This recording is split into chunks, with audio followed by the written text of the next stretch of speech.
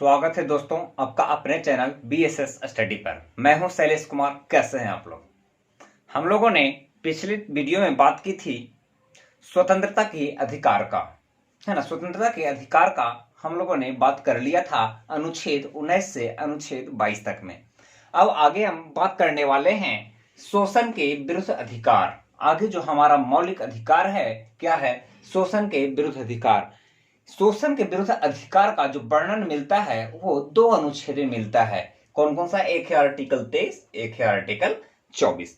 देखिए आर्टिकल 23 क्या कहता है ना। आर्टिकल 23 क्या कहता है? आर्टिकल 23 कहता है मानव का क्रय विक्रय तथा बेगार प्रथा पर रोक। क्या कहता है? मानव का क्रय विक्रय तथा बेगार प्रथा पर, मानव का क्रय विक्रय तथा बेगार प्रथा पर रोक। बेगार प्रथा पर रोक। ठीक है। क्या कहता है? मानव का क्रय विक्रय। आर्टिकल 23 क्या कहता है? मानव का क्रय विक्रय तथा बेगार प्रथा पर रोक। क्या कहता है समझिए। इसके तहत मानव की, है ना, क्या है? अनुच्छेद 23 के तहत मानव का खरीद बिक्री करना या जबरदस्ती काम करवाना, क्या है? मानव का खरीद बिक्री करना तथा जबरदस्ती काम करवाना यानी कि बेगार करवाना, है ना। बेगार करवाना या जबरदस्ती काम करवाना पर रोक लगाया गया है। क्या है? बेगार करवाने या जबरदस्ती काम करवाने पर रोक लगाया गया है ना। जबरदस्ती आप किसी भी प्रकार का कोई भी काम किसी भी कारखाने में किसी से नहीं करवा सकते हैं। अगर आप ऐसा करवाते हैं तो ये क्या है? ये एक अपराध माना जाएगा, है ना। क्या बोला गया है कि मानव का खरीद बिक्री नहीं होगा, है ना। जबरदस्ती किसी से काम नहीं करवाया जाएगा। मतलब जबरदस्ती काम करवाना मतलब क्या? बेगारी करवाना, है ना। तो जबरदस्ती काम नहीं करवाया जाएगा। किसी भी कल कारखाने में, है ना, किसी भी कल कारखाने में जबरदस्ती किसी के साथ काम नहीं करवाया जा सकता है। लेकिन आवश्यकता पड़ने पर, क्या है? लेकिन आवश्यकता पड़ने पर राष्ट्र सेवा के लिए बाध्य किया जा सकता है। क्या है? एक तरफ अनुच्छेद 23 क्या कहता है कि इसके अंतर्गत, अनुच्छेद 23 के अंतर्गत आप मानव का क्रय विक्रय नहीं कर सकते हैं, खरीद बिक्री नहीं कर सकते हैं तथा बेगार प्रथा पर रोक लगाया है ना। मतलब कि जबरदस्ती आप किसी से भी किसी भी तरह का काम नहीं करवा सकते हैं, है ना। किसी, चाहे कोई भी कल कारखाना हो या कहीं पे भी हो, है ना। जबरदस्ती आप किसी से काम नहीं करवा सकते हैं। अगर आप काम करवाते हैं तो उसके लिए आपको उसका उचित मजदूरी देना होगा, है ना। अगर आप काम करवाते हैं तो आपको उसके लिए उसका उचित मजदूरी देना पड़ेगा। जबरदस्ती आप किसी से काम नहीं करवा सकते हैं। यही आर्टिकल 23 क्या बोलता है? बेगार प्रथा पर रोक। क्वेश्चन बहुत अच्छा इससे बनता है क्या कि बेगार प्रथा पर रोक का वर्णन अनुच्छेद कितना में मिलता है ना। बेगार प्रथा पर रोक का वर्णन अनुच्छेद कितना में मिलता है? तो अनुच्छेद कितना मिलता है? 23 से मिलता है। लेकिन इसी के बाद क्या कहता है? लेकिन जरूरत पड़ने पर, लेकिन आवश्यकता होने पर, लेकिन आवश्यकता होने पर, आवश्यकता होने पर राष्ट्र सेवा के लिए बाध्य किया जा सकता है। राष्ट्र सेवा के लिए बाध्य किया जा सकता है। क्या है? आवश्यकता पड़ने पर राष्ट्र सेवा के लिए बाध्य किया जा सकता है। एक तरफ तो अनुच्छेद 23 कहता है कि किसी भी प्रकार का मानव का क्रय विक्रय नहीं होगा, खरीद फरोख्त नहीं होगा तथा किसी से आप जबरदस्ती काम नहीं करवा सकते हैं। ठीक उसी के बाद क्या कहता है? लेकिन आवश्यकता पड़ने पर राष्ट्र सेवा के लिए बाध्य किया जा सकता है। तो आप इसमें यह नहीं कह सकते हैं कि अनुच्छेद 23 के तहत हमें जबरदस्ती काम नहीं करवा सकते। क्यों? क्योंकि ये राष्ट्र सेवा से निहित है ना, राष्ट्र सेवा से संबंधित है, देश की सेवा संबंधित। जब देश ही नहीं रहेगा तो किस बात का मौलिक अधिकार और किस बात का मौलिक कर्तव्य, है ना। तो इसलिए राष्ट्र सेवा सर्वोपरि है, चाहे कुछ भी हो जाए राष्ट्र सेवा करना ही है। ठीक है, तो अनुच्छेद 23 में क्या बोलता है कि राष्ट्र सेवा के लिए बाध्य किया जा सकता है। ठीक है, ये तो था आर्टिकल 23 के बारे में। क्या बोलता है आर्टिकल 23 कि मानव का क्रय विक्रय नहीं होगा, बेगार प्रथा पर रोक लगाएगा, लेकिन आवश्यकता पड़ने पर राष्ट्र सेवा के लिए बाध्य किया जा सकता है। ठीक है, वहीं आर्टिकल 24 क्या बोलता है कि 14 वर्ष के आयु के बच्चों को, है ना, 14 वर्ष से कम के आयु के बच्चों को राज्य विधि द्वारा, क्या है, 14 वर्ष से कम के आयु के बच्चों को, 14 वर्ष से कम के आयु के बच्चों को, 14 वर्ष से कम के आयु के बच्चों को, 14 वर्ष से कम के आयु के बच्चों को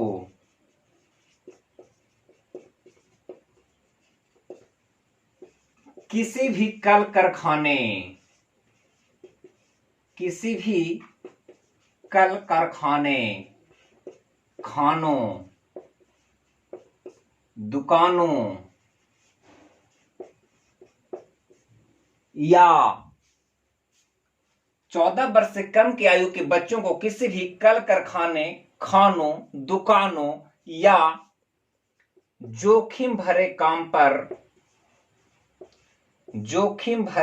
पर नहीं लगाया जा सकता है, नहीं लगाया जा सकता है। क्या बोलता है अनुच्छेद 24? क्या बोलता है समझ लीजिए, 14 वर्ष से कम आयु के बच्चों को खानों, कल कारखानों, दुकानों या जोखिम भरे काम पर नियुक्त नहीं किया जा सकता है, या जोखिम भरे काम पर नहीं लगाया जा सकता है। इसी को क्या बोलते हैं? बाल श्रम निषेध। इसी को क्या बोलते हैं? बाल श्रम निषेध, है ना। इसी को क्या बोला जाता है? बाल श्रम निषेध।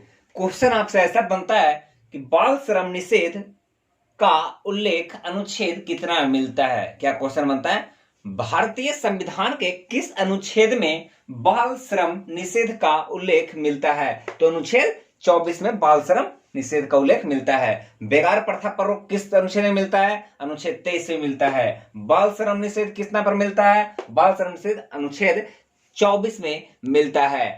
ठीक है, ये था हमारा शोषण के विरुद्ध अधिकार। क्या था? ये था हमारा शोषण के विरुद्ध अधिकार। शोषण के विरुद्ध के अधिकार में हम लोगों ने दोस्तों देखा अनुच्छेद 23 और दूसरा अनुच्छेद देखा अनुच्छेद 24। ठीक है, अनुच्छेद 23 में हमने देखा कि बेगार प्रथा पर रोक, मानव के खरीद बिक्री पर रोक, लेकिन जरूरत पड़ने पर, आवश्यकता पड़ने पर राष्ट्र सेवा के लिए बाध्य किया जा सकता है। ठीक है, उसके बाद हमने देखा अनुच्छेद 24। अनुच्छेद 24 क्या बोलता है? 14 वर्ष से कम के आयु के बच्चों को, 14 वर्ष से कम के आयु के बच्चों को किसी भी कल कारखाने, खानों, दुकानों या जोखिम भरे काम पर नहीं लगाया जा सकता है। ऐसा करना दंडनीय अपराध है। ये क्या बोलता है? बाल श्रम निषेध। तो बाल श्रम निषेध का वर्णन कितना मिलता है? अनुच्छेद 24 में मिलता है।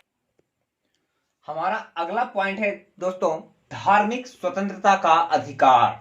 अनुच्छेद 25 से लेकर अनुच्छेद 28 तक में वर्णन मिलता है। क्या है? धार्मिक स्वतंत्रता का अधिकार। अनुच्छेद 25 से अनुच्छेद 28। अनुच्छेद 25 क्या कहता है? अनुच्छेद 25, अनुच्छेद 25 कहता है कि सभी नागरिकों को अपने अपने धर्म को मानने, क्या कहता है? सभी नागरिकों को अपने अपने धर्म को मानने, उसका प्रचार प्रसार करने, है ना। सभी नागरिकों को अपने अपने धर्म को मानने, उसका प्रचार प्रसार करने तथा धर्म में लिखी हुई बातों के अनुरूप आचरण करने का अधिकार प्राप्त है। क्या कहता है? सभी नागरिकों को अपने अपने धर्म को मानने तथा उसका प्रचार प्रसार करने तथा उसमें लिखी हुई बातों के अनुरूप आचरण करने तथा अंतःकरण की सुविधा उपलब्ध है ना, तथा अंतःकरण की स्वतंत्रता है। क्या कहता है? सभी नागरिकों को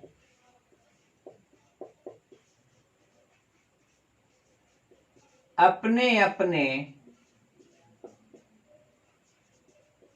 धर्म को मानने, सभी नागरिकों को अपने अपने धर्म को मानने, धर्म को मानने, उसका प्रचार प्रसार करने, उसका प्रचार प्रसार करने तथा धर्म में लिखी हुई बातों के अनुरूप तथा धर्म में लिखी हुई बातों के अनुरूप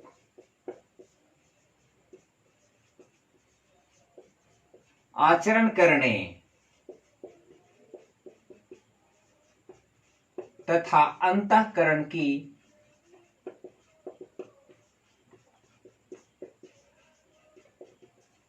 स्वतंत्रता प्राप्त है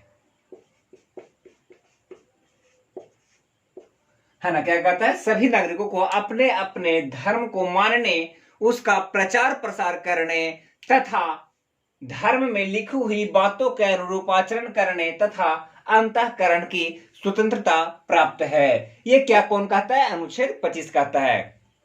क्या कहता है अनुच्छेद 25? फिर समझिए, सभी नागरिकों को अपने अपने धर्म को मानने, उसका प्रचार प्रसार करने, धर्म में लिखी हुई बातों के अनुरूप आचरण करने तथा अंतःकरण की सुविधा, अंतःकरण की स्वतंत्रता प्राप्त है। अपना अपना धर्म जो मान रहा है मानेगा, कोई दिक्कत नहीं है, ठीक है, प्रचार प्रसार कर सकता है, लेकिन किसी को अब जबरदस्ती अपना धर्म नहीं मनवा सकते, है ना। प्रचार प्रसार कीजिए कि मेरा धर्म अच्छा है, आपका धर्म अच्छा है, उसका धर्म अच्छा है ना, लेकिन आप जबरदस्ती किसी के साथ नहीं कर सकते हैं, है ना। धर्म में जो बातें लिखी हुई है उसके अनुरूप आचरण कीजिए, कोई दिक्कत नहीं है। अंतःकरण की स्वतंत्रता, क्या कहता है? क्या कहता है ये? अंतःकरण की स्वतंत्रता, है ना।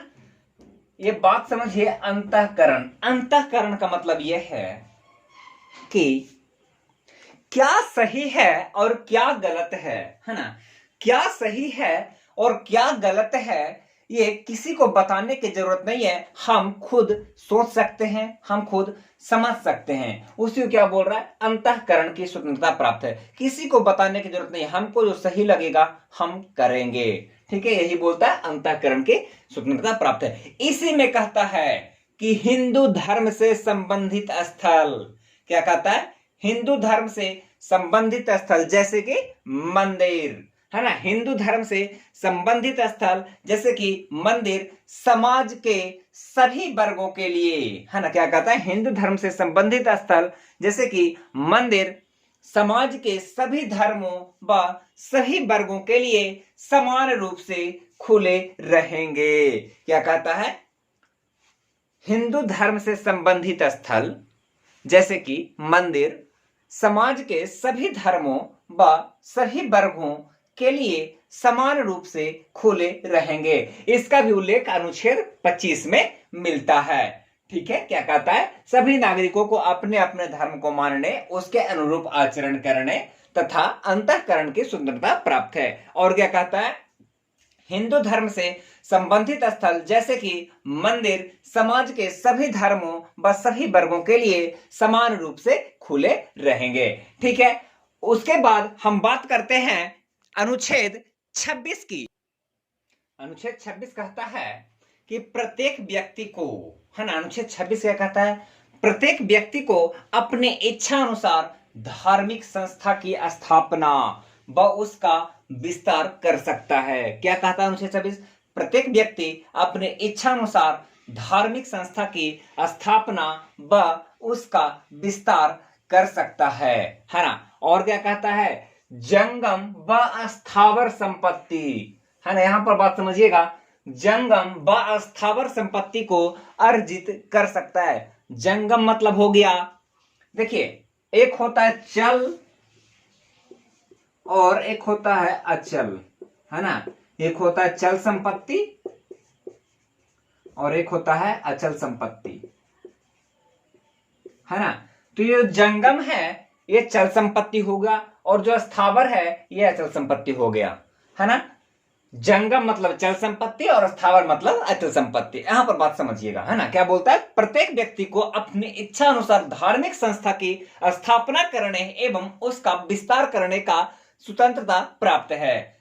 और क्या कहता है, जंगम व स्थावर संपत्ति को अर्जित कर सकता है, हाँ, जंगम व स्थावर संपत्ति को अर्जित कर सकता है तथा उनका समुचित उपयोग कर सकता है। ये कहता है अनुच्छेद 26। क्या कहता है अनुच्छेद 26, सभी नागरिक, है ना, सभी नागरिक अपने इच्छा अनुसार धार्मिक संस्था की स्थापना कर सकता है। धार्मिक संस्था की स्थापना कीजिए, लेकिन ये बात आपको ध्यान में रखना होगा कि जो काम आप करने जा रहे हैं, जो काम आप कर रहे हैं, उससे समाज में कोई गलत अवधारणा ना पैदा हो, है ना। उससे समाज को किसी भी प्रकार का नुकसान ना हो, उससे समाज में किसी भी तरह का रोष ना फैले, है ना। बाकी आप स्वतंत्र है, आप कर सकते हैं, कोई समस्या नहीं है। वही बोलता है प्रत्येक व्यक्ति अपने इच्छा अनुसार धार्मिक संस्था की स्थापना कर सकता है और उसका विस्तार कर सकता है, जंगम व स्थावर संपत्ति को अर्जित कर सकता है तथा उनका समुचित उपयोग कर सकता है। यह बोलता है अनुच्छेद 26। आगे ये बोलता है, अनुच्छेद 26 तो हो गया, अब बात करते हैं अनुच्छेद 27 की।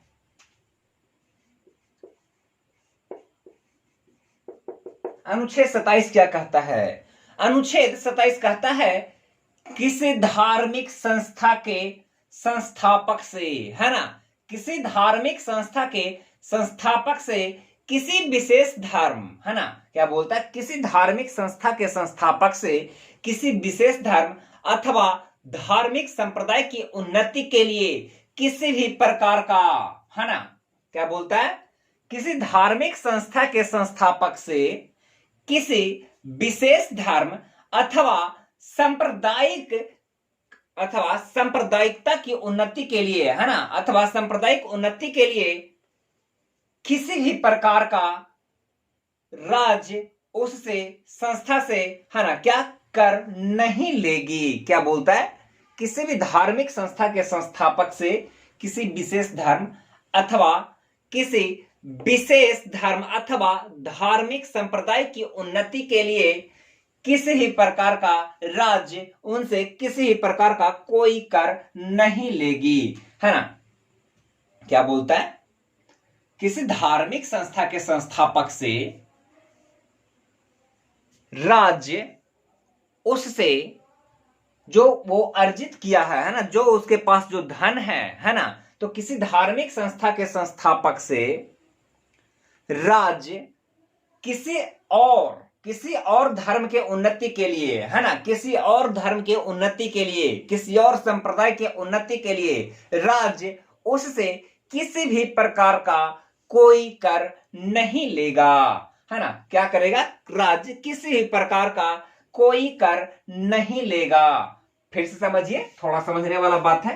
क्या बोलता है, किसी धार्मिक संस्था के संस्थापक से किसी विशेष धर्म अथवा संप्रदाय की उन्नति के लिए अथवा संप्रदाय की उन्नति के लिए उसके पोषण में हुए व्यय से राज्य किसी भी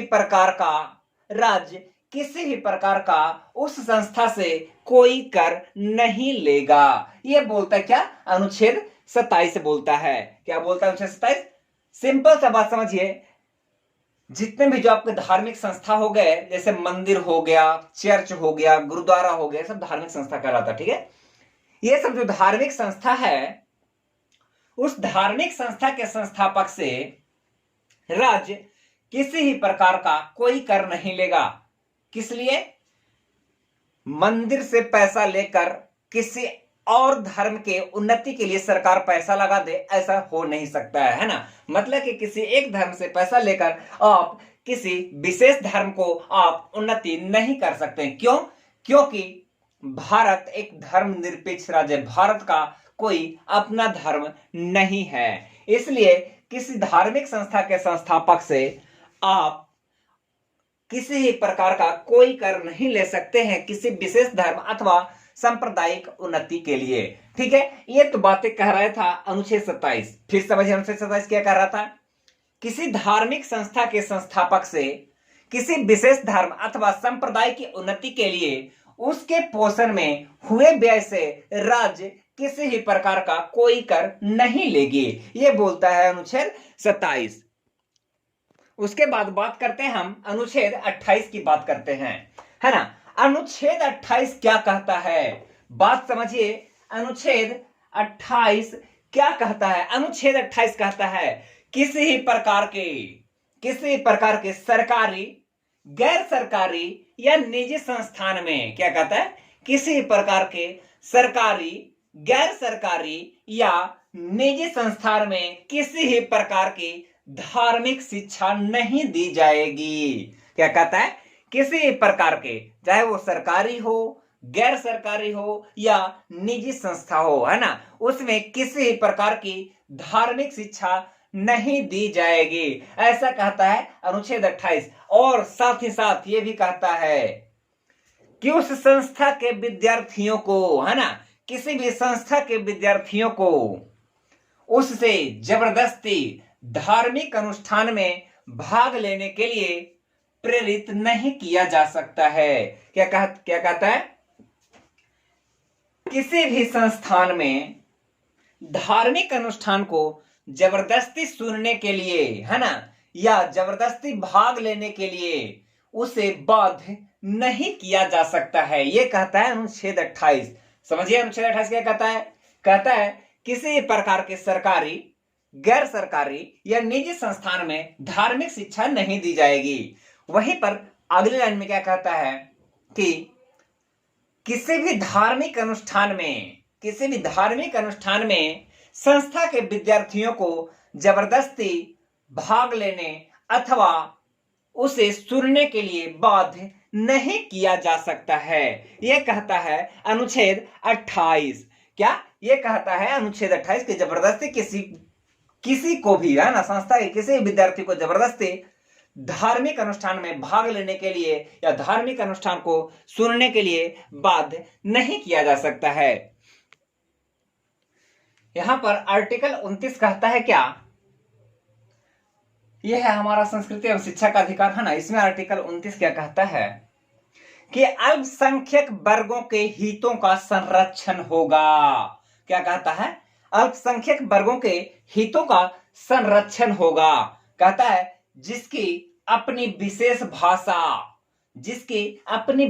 भाषा, लिपि या संस्कृति है उसे बनाए रखने का अधिकार होगा। क्या कहता है? आर्टिकल 29 कहता है अल्पसंख्यक वर्गों के हितों का संरक्षण होगा। फिर कहता है जिसकी की अपनी विशेष भाषा है, जिसकी की अपनी विशेष लिपि है, जिसकी की अपनी विशेष संस्कृति है, उसे बनाए रखने का अधिकार होगा, उसे किसी प्रकार की कोई समस्या नहीं होगी। यह बात कब आया? जब संविधान सभा बन रहा था, तो जब होना था पाकिस्तान का डिवाइड होना था, है ना, पाकिस्तान का पार्टीशन होना था इंडिया से, तब भाई बात आया क्या कि पाकिस्तान तो बनेगा मुस्लिम बहुल देश, है ना, उसमें ज्यादातर मुस्लिम होंगे, उसको मुस्लिम कंट्री घोषित किया जाएगा। यहां पर जो रहेंगे, यहां पर ज्यादातर बहुसंख्यक में रहेंगे हिंदू, है ना। तो भाई वहां पर प्रश्न ये उठा कि अगर कोई यहां पर अल्पसंख्यक वर्ग के लोग रहते हैं तो क्या उन्हें भविष्य में क्या कोई सब परेशानी होगी, भविष्य में उन्हें कोई समस्या होगा? तो बोला क्या कि ऐसा है तो संविधान में ही लिख दिया जाता है कि अल्पसंख्यक वर्गों के हितों का संरक्षण होगा, अब कोई समस्या नहीं होगी। तो बोला कि ठीक है, अब कोई समस्या नहीं होगी, है ना। तो क्या बोला? अल्पसंख्यक वर्गों के हितों का संरक्षण होगा। फिर बोलता है जिसकी कि अपनी एक विशेष भाषा है, जिसकी कि अपनी एक विशेष लिपि है, जिसकी कि अपनी एक विशेष संस्कृति है, उसे बनाए रखने का अधिकार होगा, है ना, उसे जारी रखने का अधिकार होगा। फिर क्या बोलता है, किसी भी नागरिक को राज्य द्वारा चलाए जाने वाले, क्या बोलता है, किसी भी नागरिक को राज्य द्वारा चलाए जाने वाले या उससे सहायता प्राप्त वाले, क्या बोलता है, किसी भी नागरिक को राज्य द्वारा चलाए जाने वाले या उससे सहायता प्राप्त वाले किसी भी संस्थान में, है ना, क्या बोलता है, राज्य द्वारा चलाए जाने वाले या उससे सहायता प्राप्त वाले किसी भी शिक्षण संस्थान में केवल धर्म, मूल वंश, जाति के आधार पर प्रवेश से नहीं रोका जाएगा। क्या बोलता है, राज्य द्वारा चलाए जाने वाले या उससे सहायता प्राप्त वाले किसी भी शिक्षण संस्थान में केवल धर्म, मूल वंश, जाति के आधार पर प्रवेश से इनकार नहीं किया जाएगा। यह बोलता है आपका आर्टिकल 29। आर्टिकल 29 क्या बोलता है कि अल्पसंख्यक वर्गों के हितों का संरक्षण होगा। क्या बोलता है, अल्पसंख्यक वर्गों के हितों का संरक्षण होगा। और क्या बोलता है, जिसकी की अपनी एक विशेष भाषा है, एक लिपि है, एक विशेष संस्कृति है, उसे उसको बनाए रखने का अधिकार होगा। और इसमें लिखता है क्या कि राज्य द्वारा चलाए जाने वाले या उस सहायता प्राप्त वाले किसी भी शिक्षण संस्थान में केवल धर्म, मूल वंश, जाति के आधार पर प्रवेश से इनकार नहीं किया जाएगा। क्या बोलता है, प्रवेश से इनकार नहीं किया जाएगा। ठीक है, उसके बाद अभी, है ना, उसके बाद आता है बात क्या, अनुच्छेद 30 क्या कहता है। अनुच्छेद 30, है ना, क्या कहता है अनुच्छेद 30। अनुच्छेद 30 कहता है कि भारत के अल्पसंख्यक वर्ग के नागरिक, क्या कहता है अनुच्छेद 30, भारत के अल्पसंख्यक वर्ग के नागरिक अपने पसंद के शैक्षणिक संस्था का निर्माण कर सकते हैं। क्या बोलता है, भारत के अल्पसंख्यक वर्ग के नागरिक अपने पसंद के शैक्षणिक संस्था का निर्माण कर सकते हैं तथा उसे चला सकते हैं। क्या बोलता है अनुच्छेद 30, भारत के अल्पसंख्यक वर्ग के नागरिक, भारत के अल्पसंख्यक वर्ग के नागरिक अपनी पसंद के अनुसार, है ना, अपने धर्म के अनुसार, अपनी पसंद के अनुसार शिक्षण संस्था की स्थापना कर सकते हैं एवं